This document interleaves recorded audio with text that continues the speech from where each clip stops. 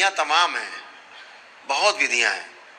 हमारे ऋषि मुनियों ने कुछ छोड़ा नहीं, सब करके डिब्बे में बंद करके दे दिया हम लोग डिब्बा ही नहीं खोलना जानते।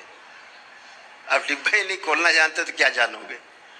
तो ऐसी ऐसी तंत्र विधियां की, लेकिन विधियां हैं। अब अगर सोचते उसको भैंसे के पेट में ना रखा जाता, उसको ना तेल में रखा जाता तो मर जाता, उसकी बहन भी कुछ नहीं कर सकती थी।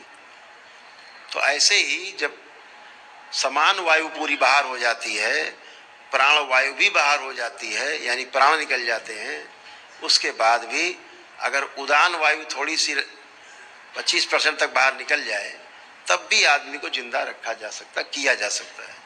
अगर उदान वायु पूरी निकल गई, व्यान वायु निकल गई, अपान वायु भी निकल गई, तो फिर उसे जिंदा करना थोड़ा मुश्किल काम है, उसके लिए बहुत बड़ी व्यवस्था है। और फिर अगर आदमी की उम्र पूरी हो गई है तो उसको जिंदा नहीं किया जा सकता।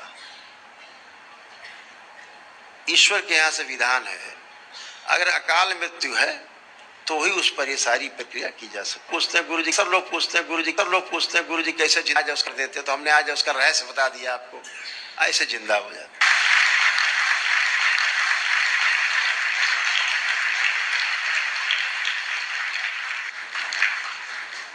लेकिन ये सब करने के लिए पूर्ण गुरु की उपस्थिति बहुत जरूरी है। बाबा माँ जैसी शक्ति, गुरु माता जैसी शक्ति, बाबा जैसे पूर्ण गुरु, आवशक्ति तो शक्ति तो शक्ति वही एक। अन्यथा तो ढोल पीटते रहो, बाजे बजाते रहो, भाषण सुनते रहो, प्रवचन सुनते रहो। बहुत से लोग तो यही कह देते हैं कि कर्म भोग ही नहीं कटते। अब विचारों खुद के नहीं कट रहे तो सबका उसी समेट दिया सबको, किसी के नहीं कटते। आपके नहीं कटते पता है मैं, क्योंकि आपके पास कर्म भोग काटने वाला नहीं, आप उस कर्म भोग को काटने वाले की आराधना नहीं करते। आपके पास कर्म भोग काटने वाला पूर्ण गुरु नहीं, मां नहीं, कैसे कटेंगे कर्म भोग। यहां तो एक ही दिन में कट जाते, पद यात्रा करके आओ कट जाते, दंडवत यात्रा करके आओ कट जाते। आप सब प्रमाण हो, यात्रा करके आकर के उठता नहीं आदमी, यहां यात्रा करके आते तो उछलने लगते।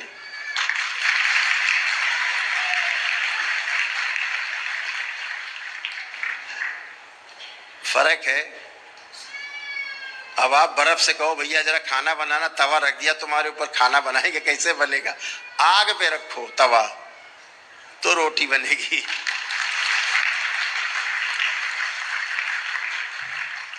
तो वो आग भी तो होनी चाहिए।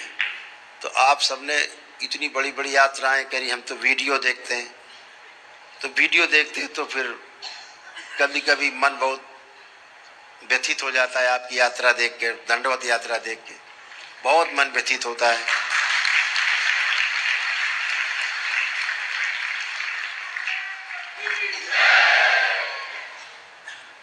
इतनी श्रद्धा, इतनी आस्था, इतना विश्वास,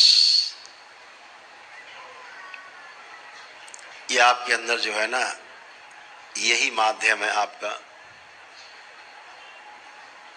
ईश्वर की शरण में पहुंचने का माध्यम। आपकी आस्था, आपका विश्वास और आपकी श्रद्धा और आपकी प्रार्थना और संकल्प, यही है।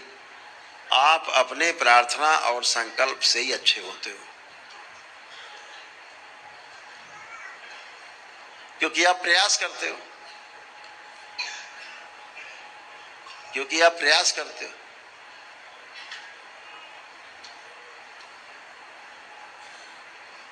प्रयास नहीं करो और उसके फल की उम्मीद करो तो ठीक नहीं। कृष्ण भी कहते हैं ना, कर्म पे ध्यान देना, कर्मण्येवाधिकारस्ते मां फलेषु कदाचन।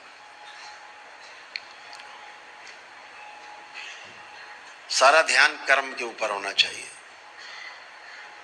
फल तो मिलना ही है। प्रयास में फल भी वैसे ही, फल भी वैसे ही, फल भी वैसे ही मिलेगा।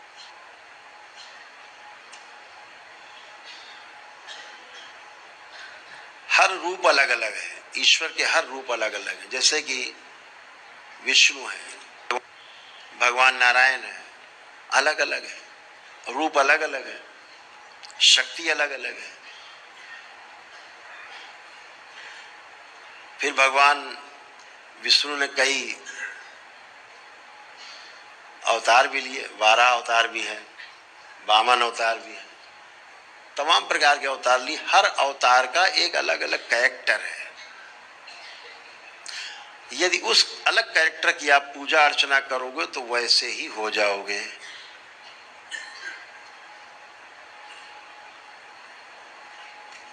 बिल्कुल वैसे ही हो जाओगे। हमारे यहां कुछ लोगों ने परंपराओं को बिगाड़ने का बहुत काम किया है। जैसे वो थे अपने घर में, कूद पड़े धर्म के क्षेत्र में, उन्होंने धर्म के क्षेत्र को भी वैसे ही बिगाड़ दिया जैसे कि वो खुद बिगड़े हुए थे।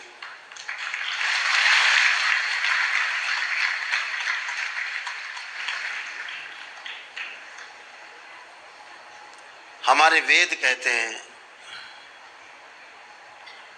शास्त्र कहते हैं, बिना शादी किए संबंध रखना व्यभिचार की श्रेणी में आता है।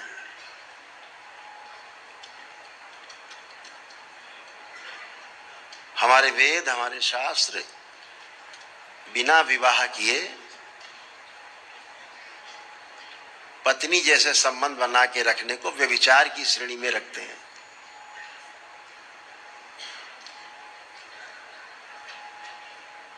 आपका घर हो, आपका बेटा हो, शादी हो गई हो और अपने घर में अपनी पत्नी के साथ फोटो लगा के रखने की प्रथा तो हर जगह है।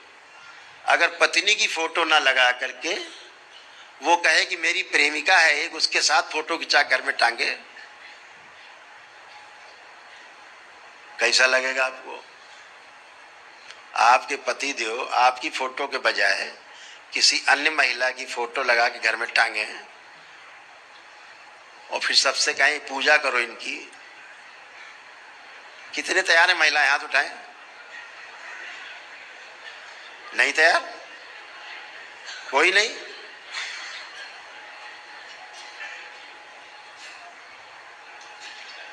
कैसा व्यभिचार को प्रसारित किया है, सोच के देखो जरा। क्या है?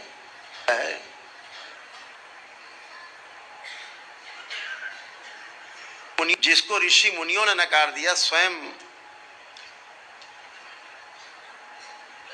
योगी सम्राट ने नकार दिया, उसको आप लगा करके कहते हो कि धर्म पत्नी की फोटो लगाओ ना साथ में।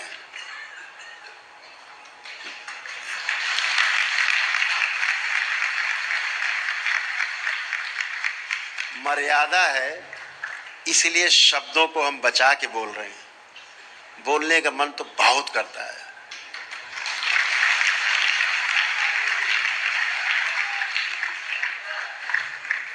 यहां ऐसे कितने लोग बैठे हैं कि अगर आपका पुत्र चाहे जितनी बड़ी गलती करे, आपको न मारा हो, कत्ल किया हो, न आपकी पत्नी को कत्ल करना चाहता हो, इसके अलावा उसने तमाम अपराध किए हों, ऐसे यहां कितने पिता बैठे हैं जो अपने पुत्र की हत्या कर सकते हैं? हाथ उठाएं। कोई नहीं कर सकता। लेकिन उन्होंने की, फिर भी आप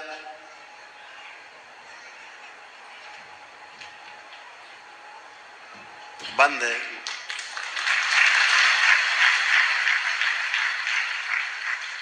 बहुत कुछ कहना चाहते हैं, मर्यादा में रह के सब कुछ जानते हैं, मुक्ति का मार्ग नहीं है वहां।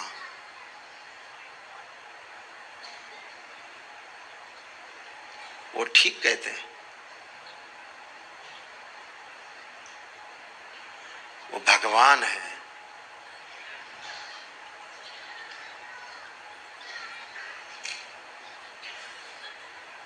लेकिन कर्म भोग काटने की शक्ति केवल और केवल और केवल शिव के पास है, केवल शिव के पास।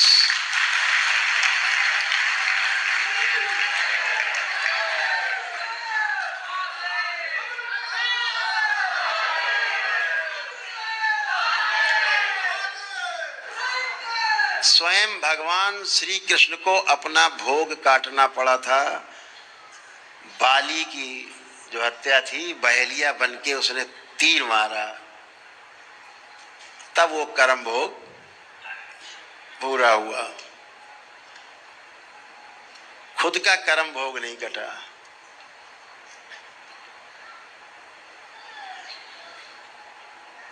उसको पूरी मर्यादा में दिखाया गया, बड़ी ईमानदारी से दिखाया हमारे महापुरुषों ने।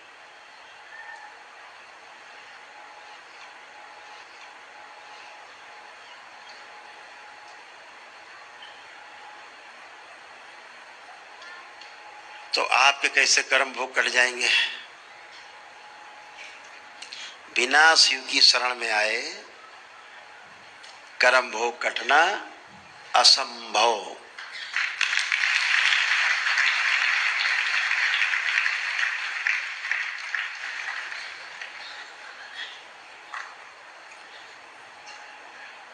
भगवान श्री कृष्ण का वो स्वरूप जिसकी हम सभी लोग आराधना करते हैं, मैं स्वयं आराधना करता हूं, वो विराट स्वरूप कौरव पांडवों के युद्ध के पहले, महाभारत के युद्ध के पहले जो भगवान श्री कृष्ण ने जो उपदेश दिया है गीता का, श्रीमद् भागवत गीता कही जाती है।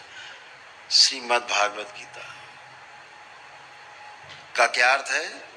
गीता का अर्थ है, श्रीमद् भागवत गीता का अर्थ है प्रभु के द्वारा गाया गया गीत। वह गीत जो प्रभु के मुंह से गाया गया उसे गीता कहते हैं।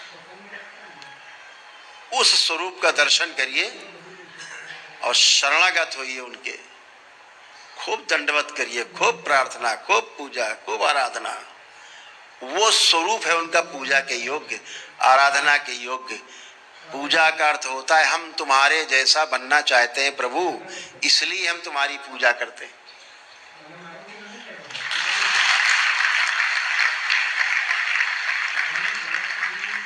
हम ऐसे किसी स्वरूप की पूजा नहीं करना चाहते, ना आप करना चाहते हैं जो आपको स्वीकार नहीं। आपको जो स्वीकार नहीं है उसकी पूजा आप कभी भी नहीं करना चाहोगे। तो हमेशा उस रूप की पूजा करो जो आपको स्वीकार हो।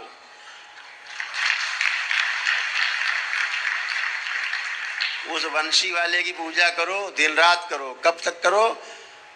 जिसने गीता का उपदेश दिया है, खूब करो। लेकिन बीच में कुछ लोगों ने जो आकर के चीजों को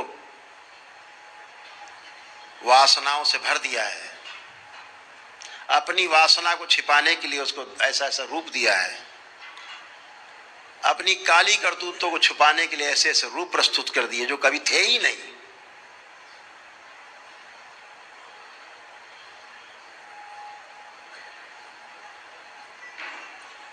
तो हमेशा आराधना उसी की करनी है जो हमें स्वरूप स्वीकार हो।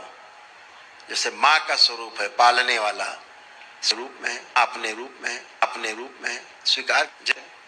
जैसे हमें बच्चे पढ़ने जाते हैं तो जब बच्चे पढ़ने जाते हैं तो माँ महाकाली की पूजा नहीं करते, वहां दुर्गा जी की पूजा वहां नहीं करते,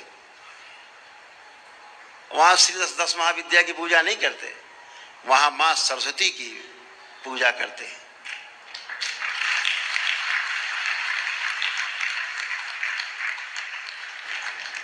और जो अखाड़े में पहलवान होता है वो वहां कृष्ण की फोटो लगा के, राम की फोटो लगा के पूजा नहीं करता, हनुमान जी की फोटो लगा के पूजा करता है। वीर हनुमान। अर्थात पूजा का मतलब यह है कि मैं आपके जैसा हो जाऊं।